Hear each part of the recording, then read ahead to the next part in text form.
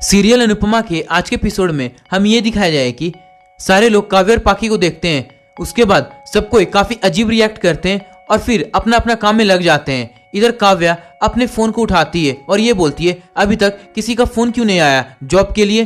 काव्या काफी परेशान हो जाती है, वो साइड हो जाती है। उसके बाद वो अपने फ्रेंड को कॉल लगाती है और ये बोलती है निशा अभी तक मुझे जॉब के लिए कॉल नहीं आया। फिर काव्या कुछ देर के बाद ये बोलती है अच्छा डोंट वरी, जैसे ही मुझे जॉब के लिए कॉल आएगा मैं फोन को पिकअप कर लूंगी। इधर मनाज काफी परेशान रहता है, वो घर आ रहा होता है जहां पर वो ये सोच रहा होता है कि किसी ने उसे लोन नहीं दिया। कुछ लोग ने ये बोल दिया कि आपके अकाउंट में काफी महीनों से सैलरी नहीं आया है, इसलिए हम लोग आपको लोन नहीं दे सकते हैं।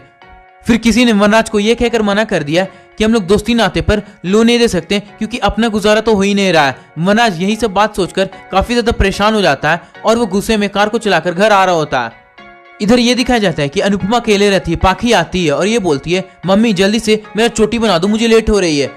उसके बाद अनुपमा ये बोलती है हाँ स्वीटी बैठना। उसके बाद अनुपमा पाखी का चोटी बनाने लग जाती है, लेकिन कुछ देर के बाद किंजल दरवाजे के पास आ जाती है और वो देखती है कि अनुपमा काफी परेशान है क्योंकि अनुपमा ये सब चीज सोच रही होती है। किंजल ये सब चीज देखकर समझ जाती है कि मम्मी पाखी के बारे में कुछ सोच रही है। फिर किंजल अनुपमा के पास आती है और ये बोलती है मम्मी आप टेंशन क्यों ले रही हैं, अगर एक बेटी आपकी रूठ गई है तो दूसरी बेटी है ना आपके पास। फिर अनुपमा किंजल को ये बोलती है पता है किंजल पहली बार मैं स्टेज में परफॉर्म करने वाली हूँ ना तो मुझे काफी ज्यादा डर लग रहा है। तो उसी बीच में समर नंदनी आ जाते हैं। समर ये बोलता अंदर आकर मम्मी ये जो स्टेज फियर रहता है ना वो बस स्टेज तक रहता है, जैसे ही आप स्टेज पर चली जाइएगा आपका सारा डर खत्म हो जाएगा। फिर समर ये बोलता है वैसे भी मम्मी जब आप स्टार बन जाइएगा तो ना जाने आप कितने सारे शोज को कीजिएगा, उसके बाद सारे जो शोज रहेगा ना उसका मैनेजमेंट मैं करूंगा क्योंकि मैं आपका मैनेजर बन जाऊंगा। फिर नंदनी ये बोलती है और आंटी मैं आपकी पीए बन जाऊंगी क्योंकि जहां भी आप ऊपर से नीचे तक जाइएगा ना मैं आपके पीछे रहूंगी, मैं आपका सब कुछ संभालूंगी। फिर किंजल ये बोलती है और मैं मम्मी की एंकर बन जाऊंगी, जितना भी शोज मम्मी जाकर करेंगी ना सबका एंकरिंग मैं करूंगी। किंजल उसी अंदाज में एंकरिंग करने लग जाती है। फिर समर ये बोलता है मम्मी अब आपको स्टार तो बनना ही पड़ेगा ना क्योंकि हम लोगों का करियर आपके हाथों में है। अनुपमा ये बोलती है हाँ।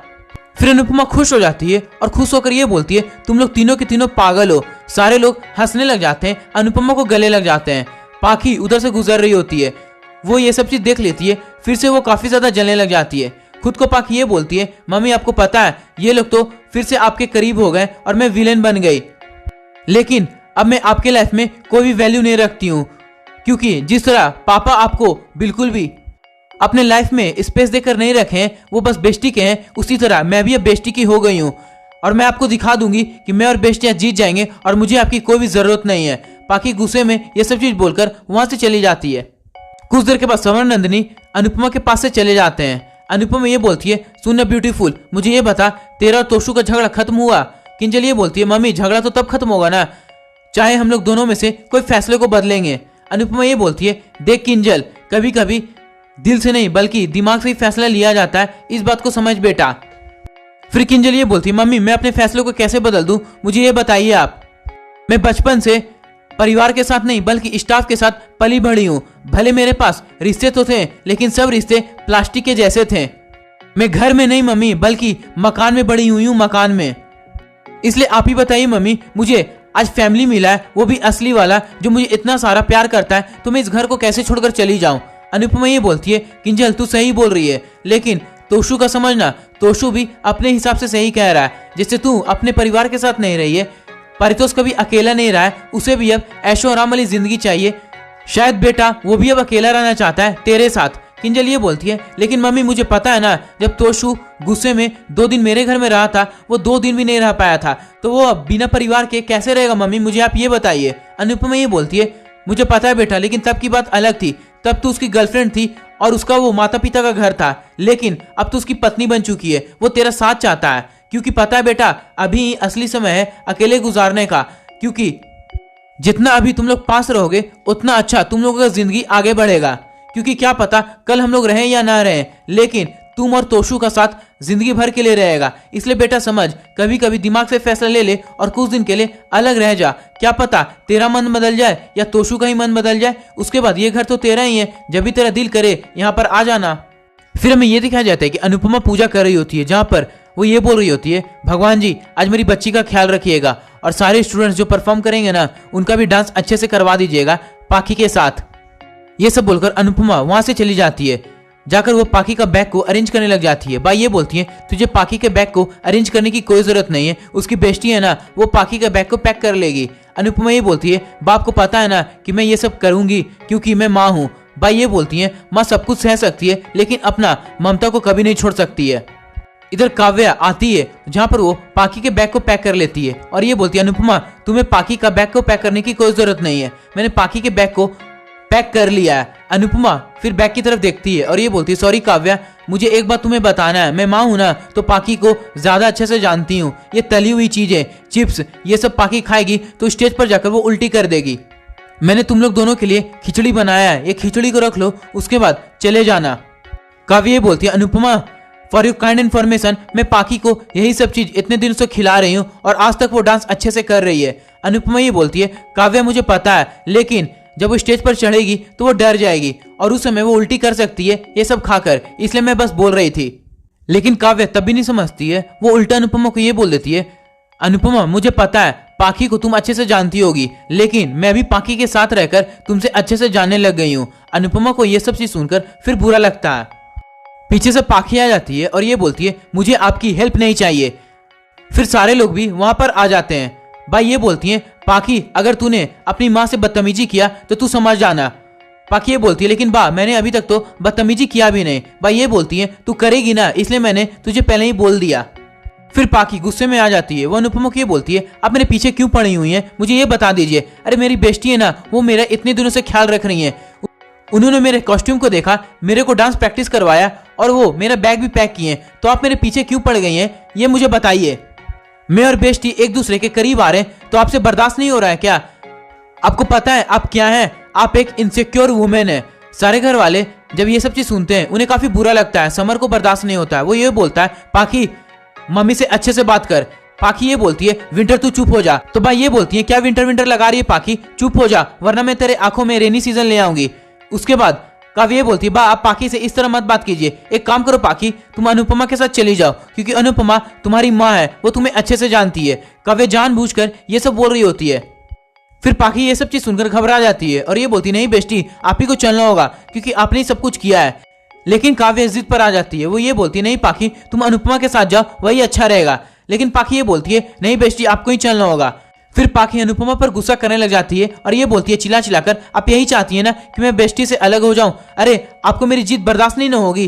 कितने अच्छे से मैं जा रही थी बेस्टी के साथ, वहां पर जाती और जीत कर आती हुई, लेकिन आपको ये सब चीज बर्दाश्त नहीं होगा क्योंकि मैं बेस्टी के साथ जो हूँ। अनुपमा ये बोलती है पाखी तुझे पता है ना मैं तेरी माँ हूँ, मैं तुझसे काफी ज्यादा प्यार करती हूँ, तुझे लगता है कि मैं ये सब चीज करूंगी? पाखी ये बोलती है अरे मुझे तो अब बहुत कुछ लगता है क्योंकि आपके कलर्स मुझे हर दिन बदलते हुए दिख रहे हैं, इसलिए जितना प्यार आपको दिखाना है आप भाभी को दिखाइए अनुपमा जी, मुझे नहीं। और एक बात सुन लीजिए Anupama ji, I hate you so much. जैसे ही सारे घर वाले इस चीज को सुनते हैं काफी ज्यादा उन्हें गुस्सा आने लग जाता है। बापूजी को भी बर्दाश्त नहीं हो रहा होता है। इधर से वनराज आ जाता है और वो पाखी को चिल्लाकर ये बोलता है पाखी ये क्या बदतमीजी है। पाखी ये बोलती है हाँ पापा मुझे पता है, अभी मुझे डांटिएगा। मुझे पता है इस घर में कोई मुझे पसंद नहीं करता है, सब मुझे एनिमीज मानते हैं। चलो बेस्टी अब चलो। वो बैग को पकड़ती है और काव्या को जाने के लिए बोलती है। फिर काव्या ये बोलती है बाय अनुपमा जी और आप सब जल्दी आ जाइएगा क्योंकि हम लोगों का डांस परफॉर्मेंस स्टार्ट हो जाएगा। काव्या और पाखी वहां से जाने लग जाते हैं। उसके बाद जैसे ही काव्या और पाखी घर से निकलने वाले होते हैं बापूजी को काफी गुस्सा आता है, वो काफी जोर से चिल्लाते हैं और ये बोलते हैं पाखी। सारे घर वाले बापूजी को देखने लग जाते हैं। पाखी और काव्या पलटते हैं और बापूजी की तरफ देखने लग जाते हैं। बापूजी पाखी की तरफ जाते हैं और ये बोलते हैं तेरा आज डांस परफॉर्मेंस है, भगवान करे तुम लोग दोनों का डांस परफॉर्मेंस काफी अच्छे से हो, लेकिन जाते जाते अपनी माँ से माफी मांग। पाखी माफी नहीं मांगती है। फिर से बापूजी ये बोलते हैं पाखी माफी मांग, तू अपने माँ से काफी दिनों से बदतमीजी कर रही है, तुझे अभी माफी मांगना पड़ेगा। लेकिन पाखी बापूजी की भी बातें नहीं मानती है, वो कुछ नहीं बोल रही होती है। उसके बाद वनराज पीछे से ये बोल देता है पाखी माफी मांग लो बेटा, क्योंकि माफी मांगने से कोई छोटा नहीं हो जाता। लेकिन तब भी पाखी वनराज की बातें नहीं सुनती है। फिर से बापूजी काफी जोर से चिल्लाते हैं और ये बोलते हैं पाखी माफी मांग। पाखी काफी डर जाती है, वो बापूजी की तरफ देखने लग जाती है, लेकिन पाखी तब भी माफी नहीं मांगती है। बापूजी ये बोलते हैं अच्छा ठीक है तू माफी नहीं मांगेगी, काफी अच्छा लग रहा है मुझे ये सब चीज जानकर। मैं काफी दिनों से ये देख रहा हूँ कि तू अपने माँ और बा से बदतमीजी करते जा रही है। अगर तेरा फैसला है कि तू माफी नहीं मांगेगी तो मेरा भी। सबको आज फैसला सुन लो, तेरा आज जो डांस परफॉर्मेंस होने वाला है उसे कोई भी देखने नहीं जाएगा, न मैं, न लीला, न भैलू, यहाँ तक कि कोई भी घर वाला नहीं।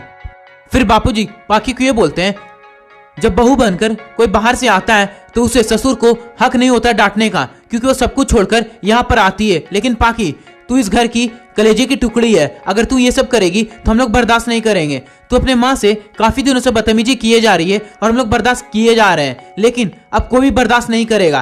तेरा डांस परफॉर्मेंस को कोई भी देखने नहीं जाएगा, क्योंकि यही तेरी सजा है बदतमीजी करने का। पाखी को काफी बुरा लग रहा होता है, वो हैरान होकर बापूजी को देख रही होती है। बापूजी पाखी को डांट रहे होते हैं। फिर बापूजी ये बोलते हैं, अगर कोई बाहर से आकर घर में झगड़ा करता है, चिल्लाता है, लड़ता है तो हमें बुरा लगता है, लेकिन तू कलेजा का टुकड़ा है। अगर तू इस तरह हम लोग से बात करेगी तो कलेजा छिल जाता है, हम लोगों का दिल टूट जाता है। हम लोग तुझे बता नहीं सकते पाखी हम लोगों को कैसा लगता है, लेकिन हर दिन तू ऐसे करते जा रही है। तुझे बता नहीं सकते पाखी हम लोगों को कितना ज्यादा दर्द हो रहा है, हम लोग बिल्कुल भी बता नहीं सकते हैं। बापूजी ये सब बोलकर रोने लग जाते हैं। इधर अनुपमा और बा भी रोने लग जाते हैं। फिर बापूजी पाखी को ये बोलते हैं, अरे कोई भी माँ बाप ये सब सुनने से पहले मौत चाहेगा, लेकिन वो बेइज्जती अपने औलाद से बर्दाश्त नहीं करेगा। लेकिन तू ये सब नहीं समझ रही है पाखी, कोई भी घर का जो बुजुर्ग रहता है वो जहर का घूंट पी लेगा अपने औलाद से, लेकिन ये सब भी वो बर्दाश्त नहीं कर पाएगा। पाखी, तू तो इस घर की बेटी है और तूने ना जाने कितने दिनों से अपने माँ को बेइज्जत किया है।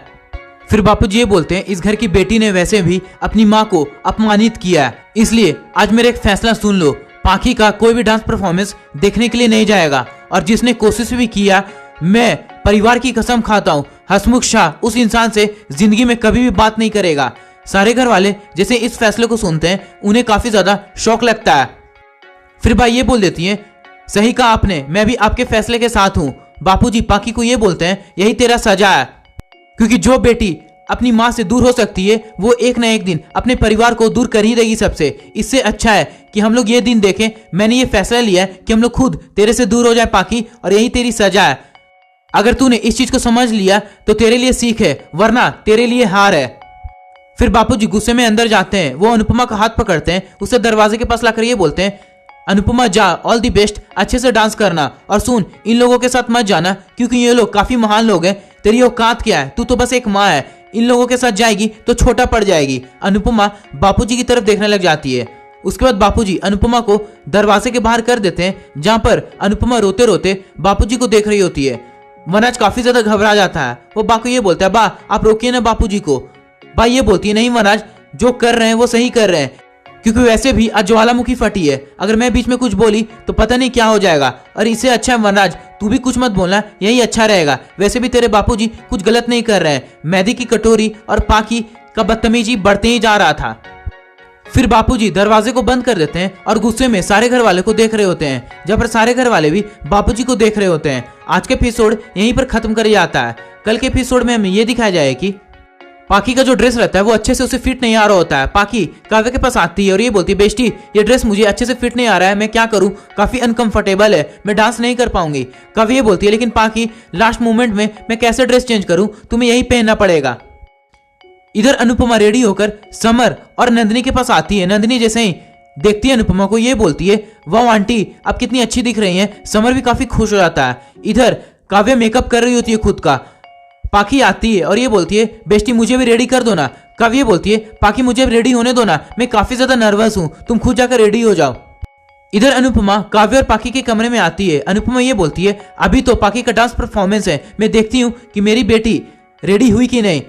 जैसे ही अनुपमा कमरे के अंदर झांकने लग जाती है, वो ये देखती है कि काव्या खुद ही रेडी हो रही है और पाखी काफी ज्यादा घबरा रही है और खुद ही का वो मेकअप कर रही है। जहां पर पाखी काफी गुस्से में भी रहती है, अनुपमा ये सब चीज देख लेती है। तो आज के लिए बस इतना ही। इसी तरह के लेटेस्ट अपडेट्स को सबसे पहले जानने के लिए हमारे चैनल एपिसोड गुरु को जरूर से जरूर सब्सक्राइब करें।